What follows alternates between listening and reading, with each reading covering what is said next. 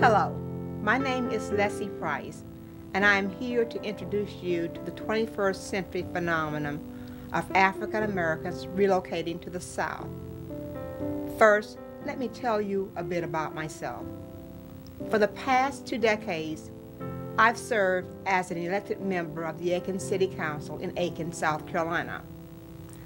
Also, I am the manager of Government and Public Affairs, Energy and Environment Business Unit, URS Washington Division, a corporate office located in downtown Aiken, handling community and government communications. I've also worked at the Savannah River site, a Department of Energy nuclear materials site on the Savannah River, about 25 miles outside of Aiken, for 40 years. I'm the mother of 5 young men, and I've been married for over 40 years. I was born in South Carolina and educated at public schools in the state.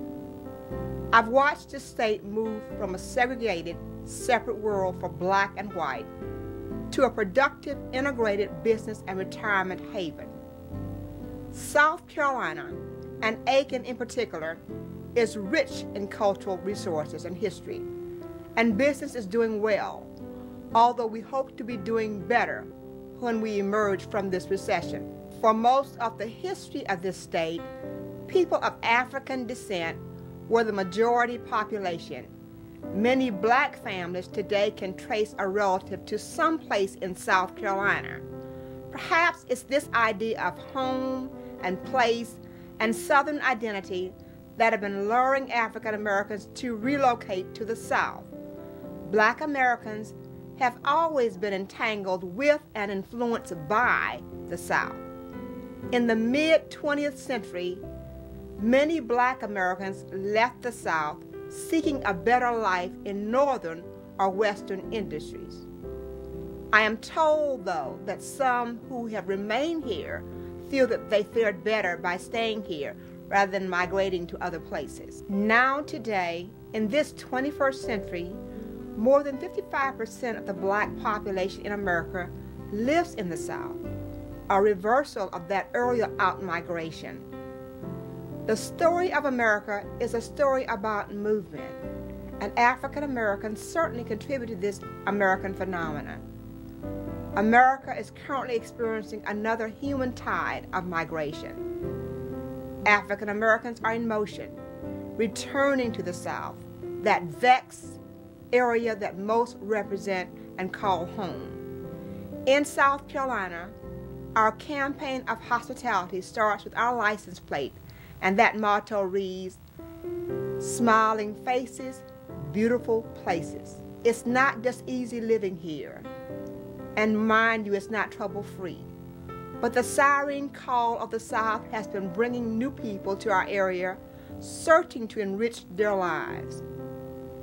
Let me now introduce you to 3 newcomers to the South.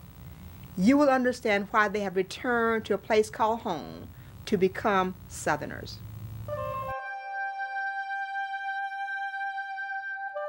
We would take occasional trips as children out of New Jersey to places in Georgia, like Macon, as I recall.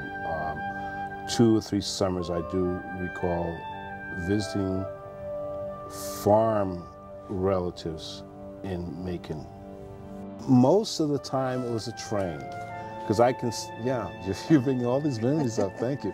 Because I can still smell the chicken that was cooked the night before we got on the train, and the brown bag, and the rustle of the wax paper.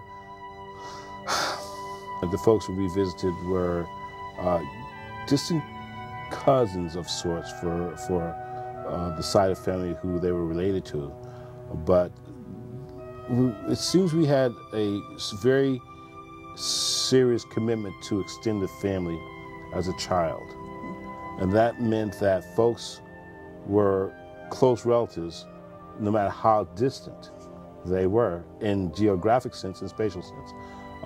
And that is something that I really found was a part of what was going on in my life, and that would bring me to places amongst family members where all I know is you call her auntie so-and-so and you call him uncle so-and-so. when in fact they may not have been any relationship whatsoever. Those were very, very fond memories. I mean, those are memories I hold on to steadfastly, and just reflect on the simplicity of that life and the wonderment that I found myself enjoying at the quality of the natural settings, the, how should I say, almost rugged individualism of the folks who were thriving in those communities that I was exposed to as a youngster. I was totally devoid of any knowledge beyond family and what that condition they were meant in the socio-economic terms. I was just pleased as punch to be walking barefooted around the red clay roads, watching butterfly bushes draw hundreds of butterflies in the daytime and catching fireflies at night, and abhorring the stench of the pig pen, you know, but that was a part of the terrain, and you came with what I still have as fond memories of those folks who were there, and the store with the cooler filled with ice water and the soda pop that you stuck your hand down in to get. It was more pleasurable to feel the cool than perhaps even sip the soda.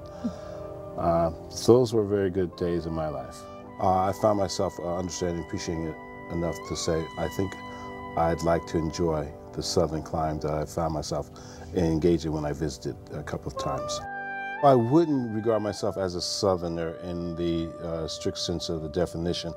I think one would have to have been born here, bred here, and to say that one was a southerner. Everybody seems to think they know me, have met, have an understanding now that I'm acculturating and becoming a southerner, to the point that they don't regard me in most conversations that I have as a northerner. I oftentimes get chided by individuals who are just being humorous about the fact that I'm from the north, but it's nothing that really is turning on a negative image of who I am as a northerner or as a transplant from the north.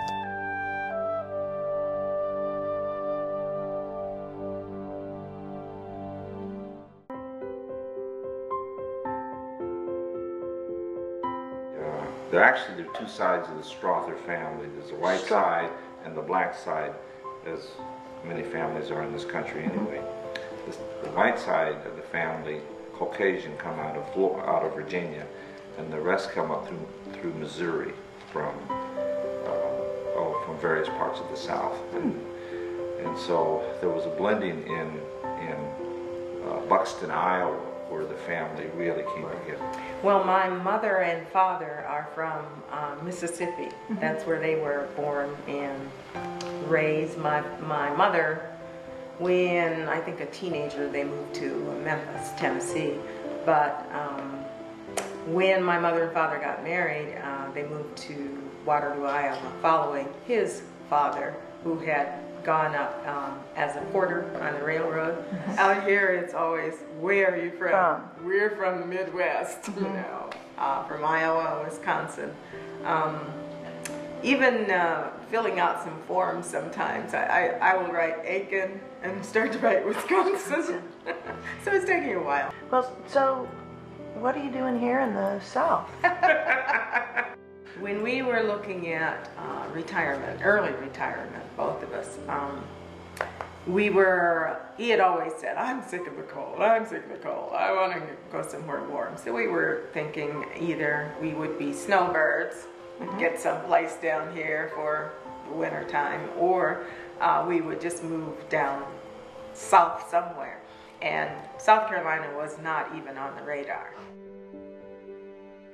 Yeah, deep south was out. Mississippi, Alabama, Louisiana, no way, no way.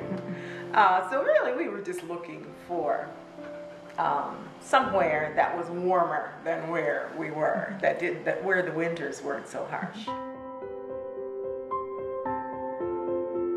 We came down here and we toured Charleston, stayed there for a few days, and just met wonderful people there. I mean, and they weren't even black. It was just wonderful Southern people.